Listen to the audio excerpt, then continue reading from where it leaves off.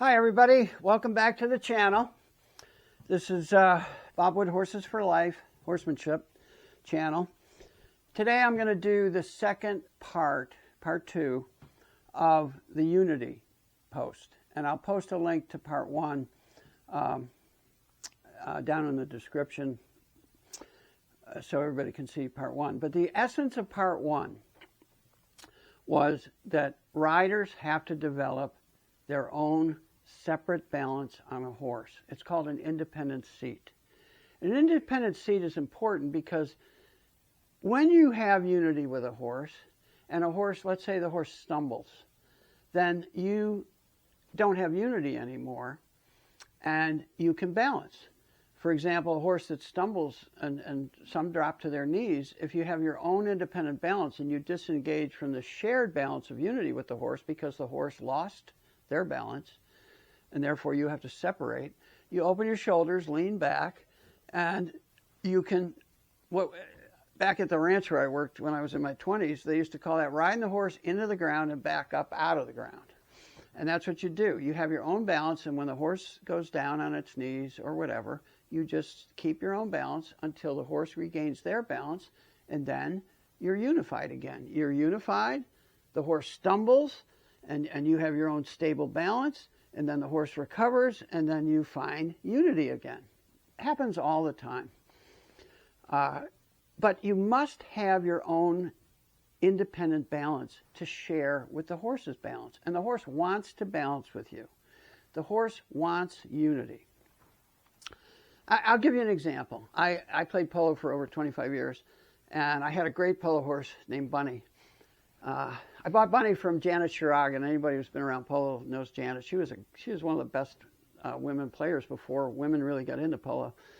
Anyway, I bought Bunny from her, and Bunny really loved unity. And that means Bunny was ridden by a really good rider because Bunny expected unity. So I played 4 defense on a polo team on almost all the games I was in. And there's bumping. It's called bumping or riding off. It's like checking in hockey. The horses push on each other. And I was riding an older saddle on Bunny that I liked, and I get hit hard in a bump, and I heard a billet pop on the saddle, and I went, oh no, that's not good, be in a polo game with one billet. And then the guy that bumped me took off, and as I was galloping and trying to slow Bunny down, I heard the other one pop. And then the saddle was bouncing around on the horse. And Bunny did everything she could to keep unity. And what horse is doing, what Bunny did is, this is me, the rider, and this is Bunny. They balance you. They try to keep you there. They don't want to lose unity. And some of them are better at that than others. Bunny was great at it. So part 2 of the Unity post is, why don't riders achieve unity? What are the obstacles to unity? And the main obstacle to unity is the rider bracing their body, either parts of their body or their entire body. And bracing or tension in the body starts usually in one location. The most common that I've seen in students is in the elbows. They tighten their elbows. And then it spreads to the shoulders, then they close their shoulders, and then it can go up in their neck, and it just spreads. Another place common where people hold their tension and brace is in their knees. And that goes down into the ankles and up into the hips.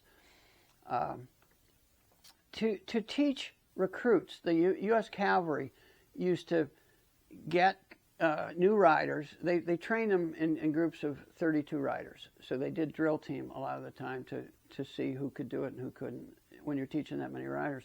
And they did drills. They had 32 riders, and when they started warming up, the riders circled their hands like this, and they took their feet out of the stirrups and they rotated their toes.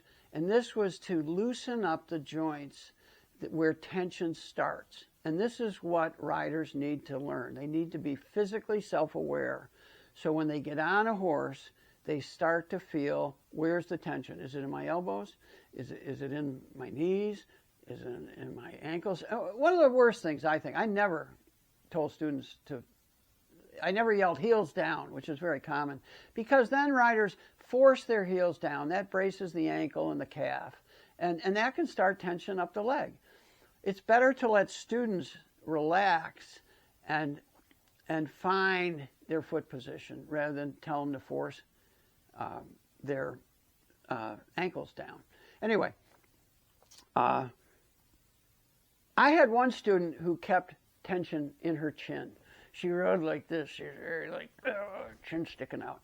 And I had her repeat Mary Had a Little Lamb over and over. She rode to keep her jaw loose, and then her neck didn't get so loose. It helped. We have to be aware of the bracing of our body, because horses don't like that. When they feel bracing, they resist. They go like, that's not good, because that interferes with their balance and movement.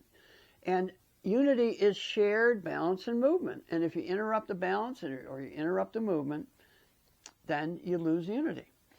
So bracing is something that the minute you get into the saddle, sit down, you have to do an assessment of where you're braced, where's the tension, and you have to loosen it up so it won't spread. Then you've got something to share with the horse's balance. That's number one.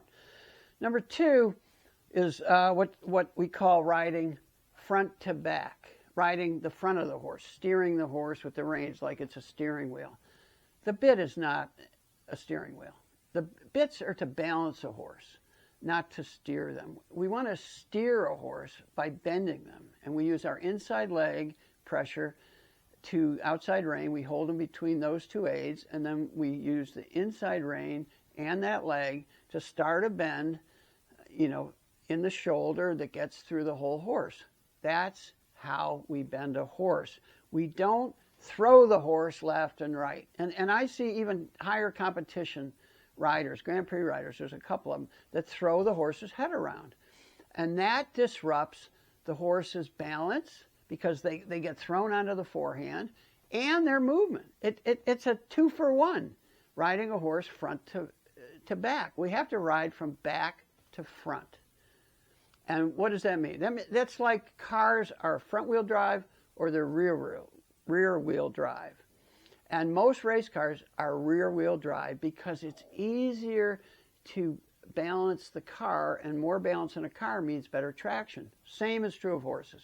Horses are rear-wheel drive, and we want to engage that hind so they're pushing forward. We're riding them from back to front so we don't throw them off balance, and we don't interrupt or interfere with their movement, their motion. We keep unity, the shared balance and motion, if we ride a horse from back to front and stop throwing their head around with the reins. The last one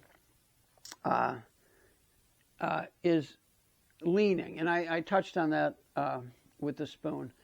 There are a lot of people, I've had quite a few students that really didn't have a good sense of balance. Maybe that's their inner ear doesn't work correctly, or I don't know what it is, but they just can't find their center. Most common, you see riders, they in a turn, in a bend, or throwing the head. Either way, they drop their inside shoulder in the turn, and they don't stay centered. Or they lean back. A lot of dressage riders are back behind 5 degrees, and that can unbalance a horse. That's not a way to engage the hind. They think if I lean back and it's like putting bricks in the trunk in the winter, if you got a rear-wheel drive car. That doesn't really work. The way that you engage the hind and ride back to front is you move the horse with your seat and legs. So leaning disrupts balance. And that, again, if a rider leans this way, the horse comes under it. Leans this way, the horse comes under it.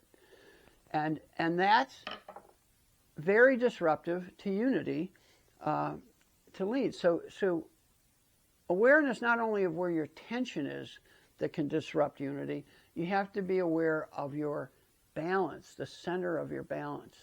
It should be centered. Simply stated, when a rider turns their horse, instead of dropping the inside shoulder, they need to put just a tad more weight in the outside stirrup, and that will center you. Just a little, not a lot. And stay centered longitudinally along the spine and laterally. And if you can stay centered, then you won't disrupt the horse's balance and their motion. That's pretty much it. It's simple. It's not easy to do, but it's simple to describe. Is stop racing, ride from back to front, not front to back, and stay centered. Those three things, if you can learn to do those three things, then the